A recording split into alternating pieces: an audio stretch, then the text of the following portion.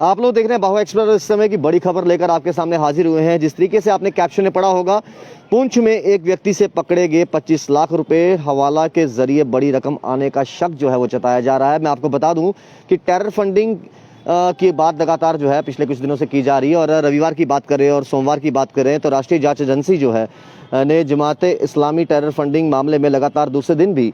जिस तरीके से रविवार को भी जगह जगह जो है 56 जगहों पर छापेमारी की गई, वहीं पर अगर बात करें तो सोमवार को भी जो है कश्मीर में 5 स्थानों पर छापामारी जो है वो की गई।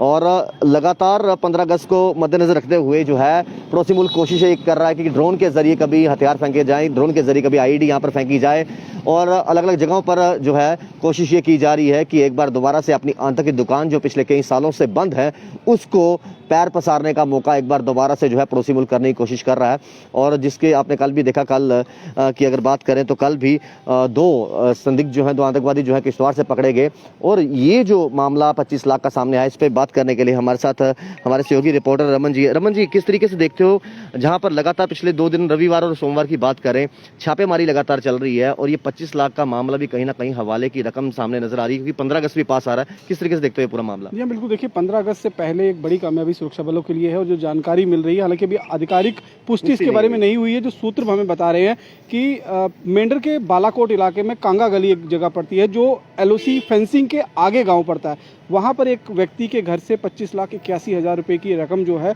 वो बरामद की गई है, और जब उससे पूछताछ की गई इस पैसे को लेकर तो वो एक सही जवाब उस पर कुछ दे नहीं पा रहा है, अपने जवाब बार बार बदल रहा है। तो इससे शक कहीं ना कहीं पैदा हुआ कि हवाला मनी के जरिए, हवाला के जरिए ये पैसा जो है इस तक पहुंचाया गया है, क्योंकि जीरो लाइन पर है तो हो सकता है हार्ड कैश सीधे सीधे इसके घर तक पहुंचाया गया हो, और अब इसे आगे हवाला के जरिए आतंकवादी संगठनों तक पहुंचाया जाए ताकि जम्मू कश्मीर में आतंकवाद को बढ़ावा देने में मदद मिल सके। रिफ्यूलिंग जो आतंकवाद की कहा जा रहा है उसे किया जा सके। लेकिन अभी जांच इस पर चल रही है, उस बंदे को डिटेन किया गया है इस बड़ी अमाउंट के मिलने के बाद। उसके साथ साथ में अगर हम देखें तो एक जो स्पेसिफिक इनपुट्स मिल रही हैं सुरक्षा एजेंसियों को, वो बहुत बड़ी कामयाबी इस समय बनकर सामने आ रही है, क्योंकि चाहे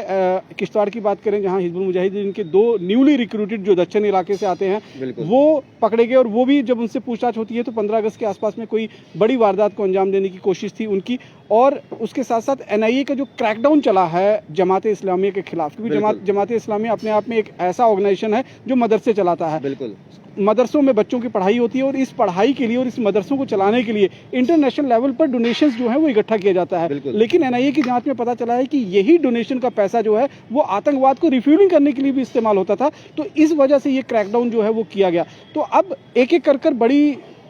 कामयाबी निश्चित रूप में सुरक्षा बलों को मिल रही है, और कोशिश यही है कि खासतौर पर जम्मू प्रोविंस में, क्योंकि कल हमने देखा कश्मीर में बीजेपी के एक सरपंच है और उनकी वाइफ की हत्या किस तरह से घर में घुसकर आतंकियों ने मार दिया। वहां पर तो छोटी मोटी घटनाओं को अंजाम देने में ये कोशिश में कामयाब हो रही है, लेकिन कोशिश ये है आतंकवादियों की और पाकिस्तान की कि जम्मू प्रोविंस के अंदर जो है यहाँ पर आतंकवाद को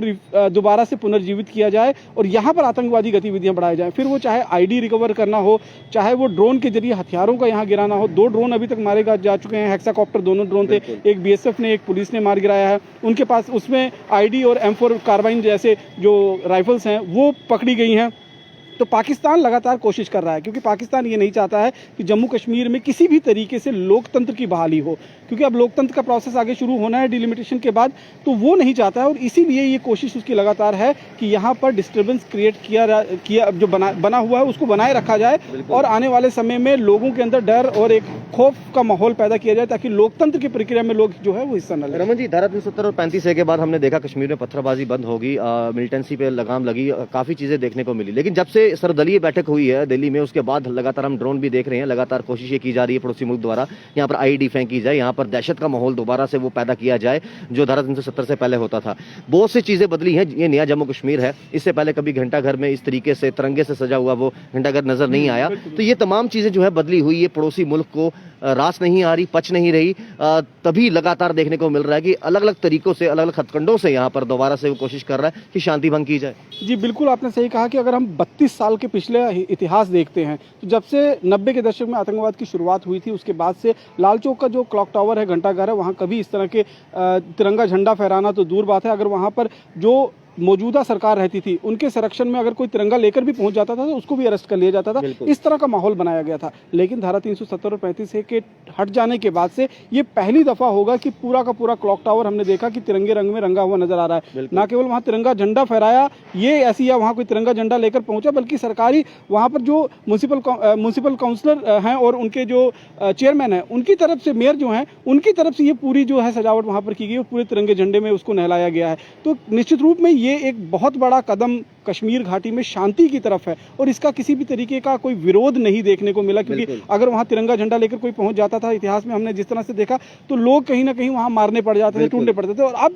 ये बदलता हुआ कश्मीर है, ये नया कश्मीर है और इसीलिए कहा जा रहा है कि धारा 370 और 35A के टूटने के बाद बहुत सारी बदलाव जो हैं वो जम्मू कश्मीर में देखने को मिल रहे हैं। और यही सबसे बड़ा दर्द पाकिस्तान के पेट में हो रहा है कि आखिरकार जम्मू कश्मीर में अगर ये बदलाव हो गए, डेमोक्रेसी बहाल हो गई, DDC के इलेक्शन हो गए, बाकी इलेक्शंस हो गए, सरपंच के इलेक्शंस हो गए और अब अगर विधानसभा के भी इलेक्शन हो जाते हैं तो फिर उसके हाथ में कुछ नहीं रह जाता है। तो फिर सीधे सीधे ये पूरा का पूरा खेल जो है वो पाकिस्तान के पाले से निकल जाएगा और वही नहीं चाहता है पाकिस्तान, और इसीलिए ये सारी डिस्टर्बेंस क्रिएट करने की कोशिश जो है वो पाकिस्तान की तरफ से। शुक्रिया सर आपका कीमती समय के लिए। तो जिस तरीके से पिछले कुछ दिनों से लगातार ये देखने को मिल रहा है कि यहाँ पर अमन और शांति किस तरीके से भंग की जाए, चाहे वो ड्रोन के जरिए यहाँ पर हथियार फेंकने की कोशिश की गई हो, चाहे ड्रोन के जरिए यहाँ पर IED फेंकने की कोशिश की गई हो, लेकिन हमारी सिक्योरिटी फोर्सेस उनको मुंह तोड़ जवाब दे रही हैं, देती आई हैं और आगे भी देंगी। लेकिन ये बदलता हुआ जम्मू कश्मीर, ये नया जम्मू कश्मीर